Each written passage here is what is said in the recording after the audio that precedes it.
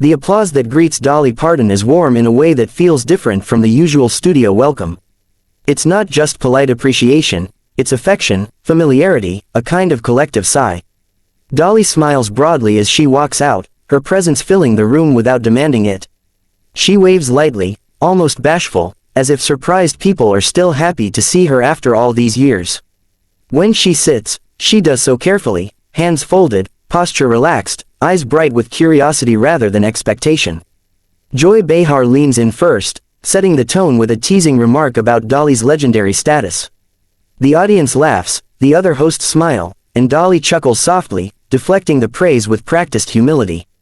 She thanks the audience, thanks the hosts, and immediately redirects the conversation to gratitude, her band, her fans, the people she's worked with over the decades.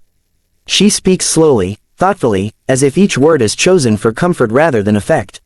For a few minutes, everything feels easy.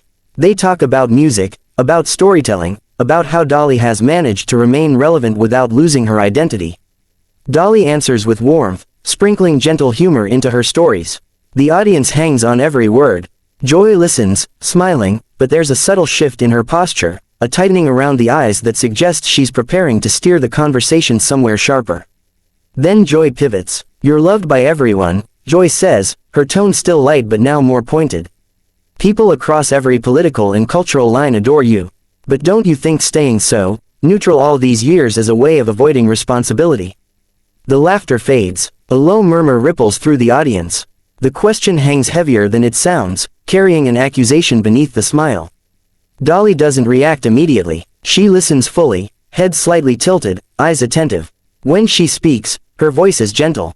"Well, I don't see kindness as neutrality," she says. "I see it as a choice." Joy raises an eyebrow. "But silence can be a choice too," she presses. "And sometimes it's the wrong one." Dolly nods, acknowledging the point without surrendering to it. "That's true," she replies. "But so is speaking before you've really listened." The audience responds with a soft wave of applause, surprised but appreciative. Joy chuckles, though there's an edge now, a sense that the easy banter has slipped. "Come on, Dolly," Joy says, leaning forward. "You've had influence for decades. You know exactly what people want to hear from you." Dolly smiles, but the smile is different now, still kind, but steadier, more deliberate. "Oh, I know what people want," she says. "I just don't think wanting something makes it right." Joy's smile tightens. "So you're saying the rest of us are just performing?"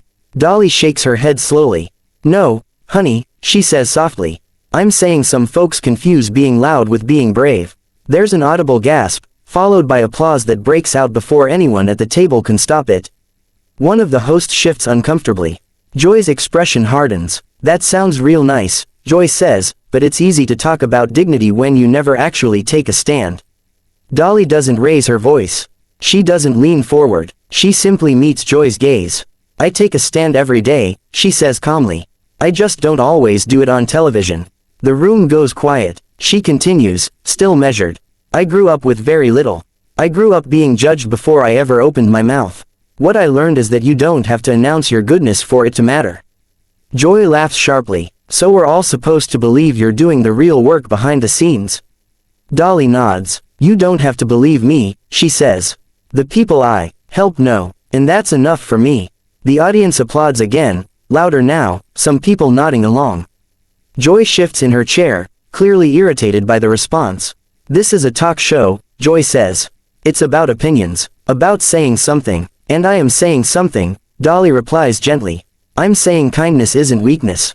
And restraint isn't cowardice." Joy scoffs. "That's a very comfortable position for someone who never risks alienating anyone." Dolly's eyes soften, but her voice firms just slightly. "I've been alienated my whole life," she says. "I just didn't let it harden me." The words land with quiet force. The hosts glance at each other. The audience is silent now, fully locked in. Joy opens her mouth, then closes it, then tries again. "So you think people like me are just making noise?"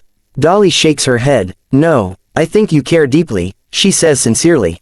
"But caring doesn't mean you have to fight everyone who disagrees with you." Joy bristles. "That's easy for you to say." Dolly nods once. "Maybe, but easy doesn't mean wrong." The air in the studio feels heavier now, the usual rhythm disrupted. The warmth that surrounded Dolly hasn't disappeared, but it has sharpened into something more focused. She hasn't attacked, she hasn't mocked, she's simply refused to bend to the framing of the question. Joy tries one last push.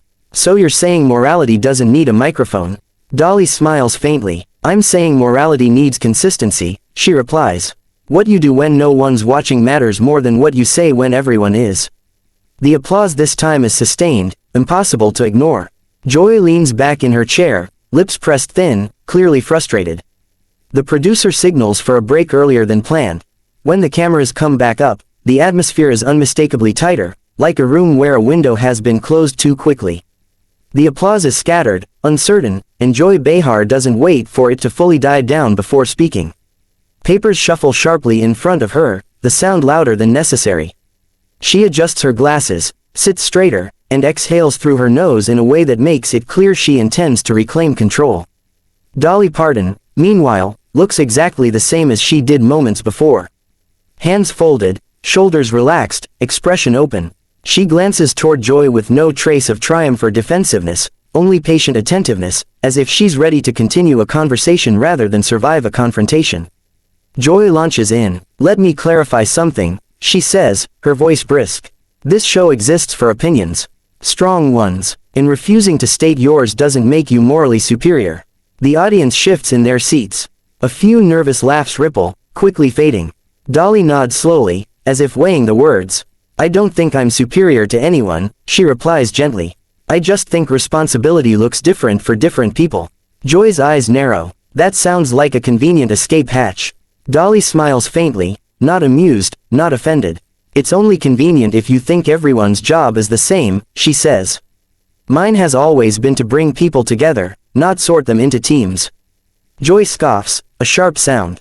That's a luxury. Some of us don't have the option to sit things out. Dolly turns toward her fully now, voice still soft but unmistakably firm. I've never sat anything out, she says. I just chose not to turn my beliefs into weapons. The audience reacts audibly, gasps, murmurs, a few claps before hands are quickly lowered. One of the co-hosts glances nervously toward the control room. Joy leans forward, frustration bleeding through her words. So now I'm violent because I speak passionately. Dolly shakes her head. No, sweetheart, but passion without humility can turn sharp, and sharp things cut people who aren't even part of the argument. Joy laughs, but there's no humor in it. Wow, so I'm being scolded now. Dolly's expression softens, almost sadly. I'm not scolding you, she says. I'm answering the questions you're asking. Joy's chair scrapes slightly as she shifts. You know what, she says. This feels incredibly condescending. Dolly tilts her head. That's not my intention. Well, intention isn't impact, right? Joy snaps, echoing a phrase she's used many times on the show. The audience murmurs at the irony. Dolly pauses, then nods. That's true, she says. And if I've made you feel dismissed, I'm sorry for that. Truly. The apology lands unexpectedly. It disarms the room. Even Joy hesitates for a fraction of a second, thrown off by the sincerity. But the moment passes. I don't need an apology, Joy says stiffly. I need honesty. You're getting it, Dolly replies calmly. Joy throws up her hands. You're dodging. You're hiding behind charm and folksy wisdom instead of answering directly. Dolly looks at her steadily. Directness doesn't require cruelty, she says. And honesty doesn't have to humiliate.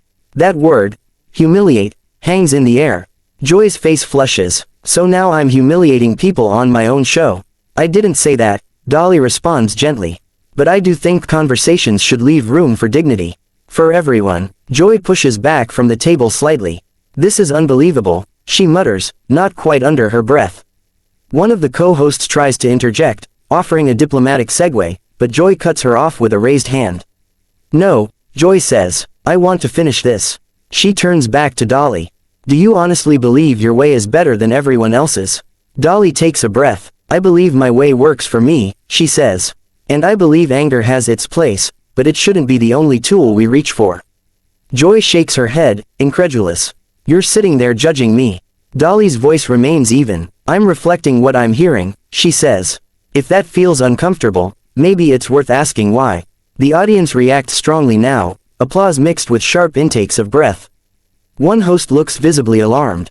Joy's composure cracks. You know what, she says suddenly. I'm not doing this. There's a brief pause, as if the words themselves surprised even her. Dolly straightens, concern flashing across her face. Joy. But Joy is already standing, pushing her chair back decisively. I'm not going to be talked down to on live television. Gasps ripple through the studio. A producer's voice can be faintly heard off camera, urgently whispering. Dolly rises as well, not abruptly, not theatrically. She stands with the same grace she's carried all along. I never meant to talk down to you, she says sincerely. And I'm sorry if that's how it felt. Joy pulls at her microphone clip, fingers shaking just slightly. No, she says. This isn't on you. This is on me knowing when I've had enough. She places the microphone on the table with a decisive tap. The studio is dead silent. Dolly looks genuinely distressed. I hate that this turned into something hurtful, she says softly. I respect your voice, Joy. I always have. Joy doesn't respond. She turns and walks off stage, heels clicking sharply against the floor, the sound echoing in the stunned quiet.